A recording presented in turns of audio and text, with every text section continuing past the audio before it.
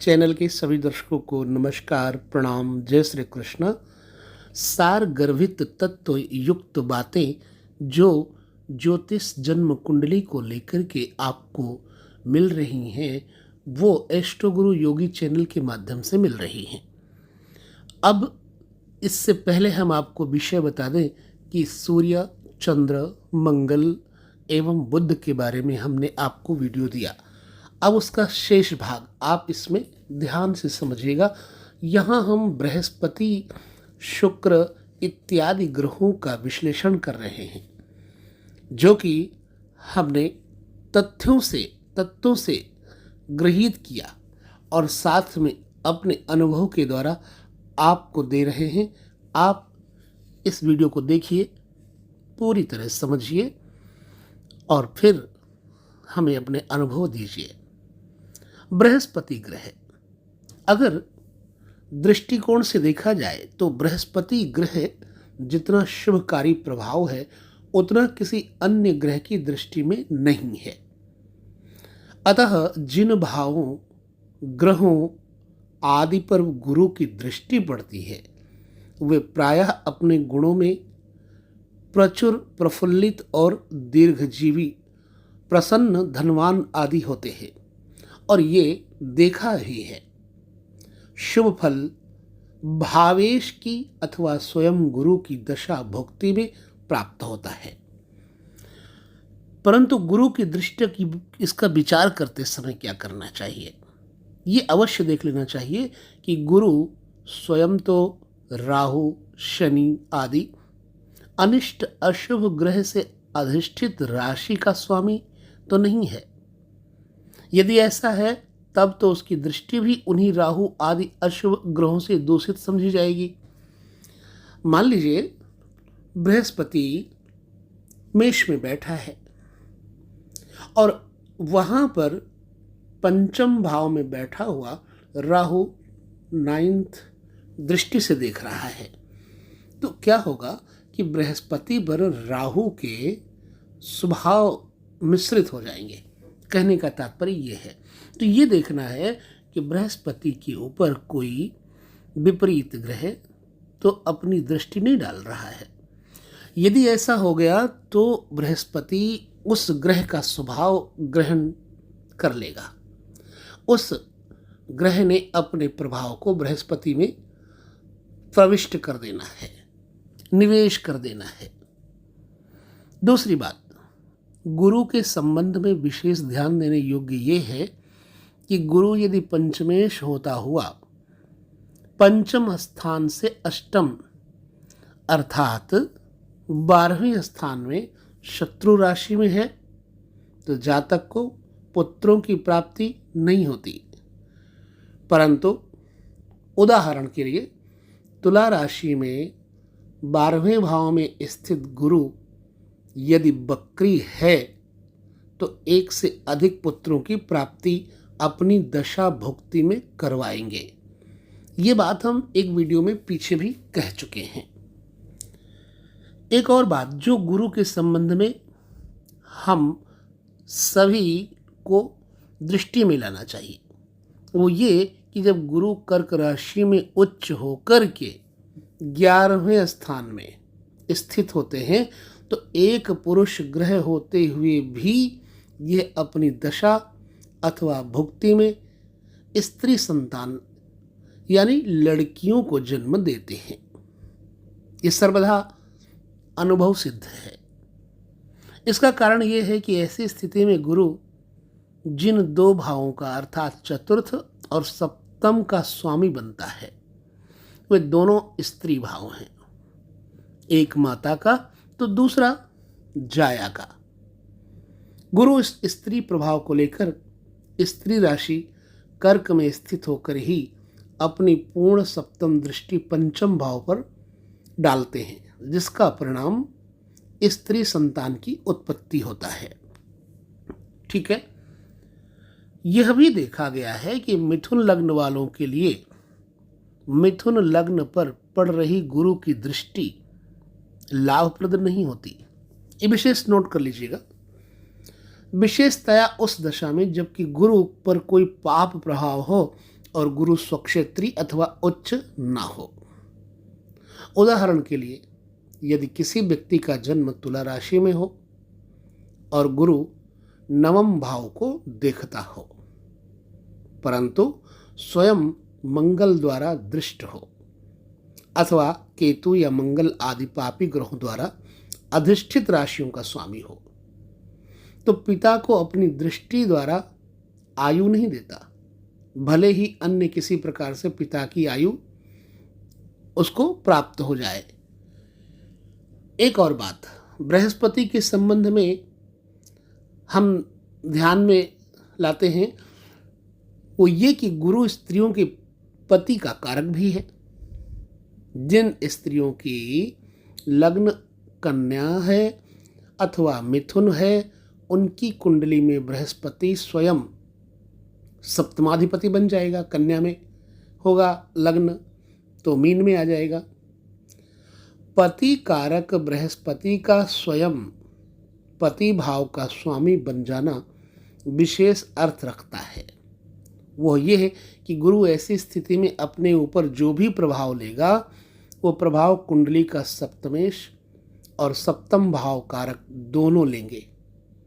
इसलिए यदि मिथुन और कन्या लग्न वाली स्त्री की कुंडली में गुरु पर चंद्र शुक्र आदि का शुभ प्रभाव है तथा गुरु केंद्रादि स्थिति के कारण बली हैं और पाप प्रभाव में नहीं है, तो स्त्रियों को दीर्घजीवी, धार्मिक, अनुकूल, धनाढ्य और गुणी पति मिलेगा। और इसके प्रतिकूल यदि इन्हीं मिथुन तथा कन्या लग्न वाली स्त्रियों की कुंडली में बृहस्पति सप्तम भाव पर मंगल केतु आदि का प्रभाव हुआ, तो पति के जीवन को भारी भय होता है। और यदि शनि राहु आदि का उन पर प्रभाव हुआ, तो गृहस्थ जीवन कलामय होगा। कलामय नहीं, कलहमय होगा। इसको इसलिए रिपीट किया है कि कहीं आप कलामय न समझ बैठें। कलहमय होगा और तलाक की नौबत दे देगा। तो इस तरह से बृहस्पति का ये जो विश्लेषण है ध्यान में रखें। अब हम शुक्र के बारे में चर्चा करते हैं। देवगुरु बृहस्पति की भांति शुक्र भी शुभ फल करता है, परंतु उन लोगों के लिए जिनकी कुंडली में यह योग कारक होता है। शुक्र का संबंध जिस कुंडली में सप्तम तथा द्वादश भाव से हो, वे व्यक्ति प्रायः विषयी होते हैं, अर्थात भोगी होते हैं। सुखद अनुभूति करने के कारण ये उसी में रत भी रहते हैं। जातक की कुंडली में यदि राहु अधिष्ठित राशि के स्वामी शनि या बुध, शुक्र या सप्तम भाव को प्रभावित करे, तो जातक पर स्त्रियों से भी शारीरिक संबंध स्थापित करता है। ध्यान से समझिएगा, क्योंकि शुक्र भी दैत्य गुरु है, परंतु शुक्र भोग प्रिय है। उन लोगों के लिए जिनकी कुंडली में ये योग कारक होता है, शुक्र का संबंध जिस कुंडली में सप्तम और 12वें भाव से हो जाएगा, वे प्रायः विषयी पुरुष होते हैं। पुरुष की जन्म कुंडली में शुक्र का बड़ा भारी महत्व है। तो जातक की कुंडली में अगर राहु अधिष्ठित राशि के स्वामी, इस विषय में आपको अधिष्ठान के बारे में आपको पहले बता दिया है, ठीक है। बुध या शुक्र सप्तम भाव को प्रभावित करें तो जातक पर स्त्रियों में भी शारीरिक संबंध स्थापित करता है, क्योंकि बुध सप्तम हो जाए या बुध की सप्तम पर दृष्टि हो जाए तो ये पुरुष में पर स्त्रियों के प्रति आकर्षण भर देते हैं और ये अपनी स्त्री को छोड़ के किसी और स्त्री में भी अपनी रति आनंद लेते हैं। चलिए, शनि सूर्य के पुत्र शनि में सूर्य का ही एक दोष है, वो ये है कि सूर्य की भांति वह भी जिस भाव आदि पर अपनी युति और अपनी दृष्टि प्रभाव डालेंगे, उस भाव आदि से मनुष्य को पृथक कर देंगे, क्योंकि ये पृथकता जनक हैं। पृथकता अर्थात अलगाववादी। उदाहरण के लिए सूर्य के आगे आपको मैंने चर्चा में पिछली बार वीडियो में बताया है, ठीक है।